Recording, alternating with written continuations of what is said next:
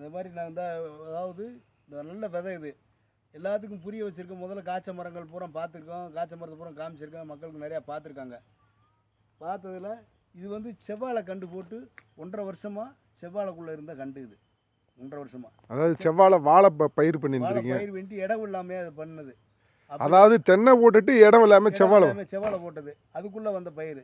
இதுக்கு இன்ன வரைக்கும் எந்த ஒரு உரமோ வீரியம் பண்ணுற மாதிரி ஏதோ கொடுக்கல. அதனால தான் கண்டு வந்து கொஞ்சம் அந்த வாழைக்குள்ளே இருந்ததுனால கொஞ்சம் ஈர்த்து தெரியுது. நல்லா மற்ற கும்புறம் நல்லா இருக்குது. கரெக்டாக இது வந்து 18 பட்டையில் இருந்தால் பாலை போட்டுருச்சு. இதுக்கு வந்து உரமோ மருந்தோ எதுவுமே நாங்கள் இன்ன வரைக்கும் கவனிக்கலை. நல்லா இருக்குது. இதே மாதிரி கவனித்து தனியாக வளம் போட்டிருந்தா இதோட வேரியேஷன் நல்லா இருந்திருக்கும். பறவை பார்க்குறதுக்கு பெரும்பாலும் நல்லா இருக்கும்.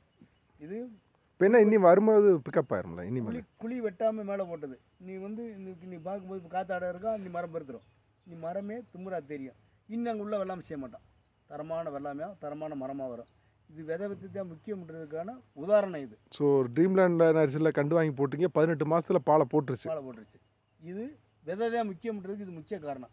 இப்போ காய்க்காம மரத்தை காய்க்க வைக்கின்றதெல்லாம் அது முடியாத விஷயம். வித்து முக்கியம். இது வித்து முக்கியம், விதை தான் முக்கியம். விதை சரியாக இருந்தால் எல்லாம் சரியாக இருக்கும். வேறு அடுத்த வீடியோவில் பார்ப்போம். ஓகேண்ணா, தேங்க்யூண்ணா.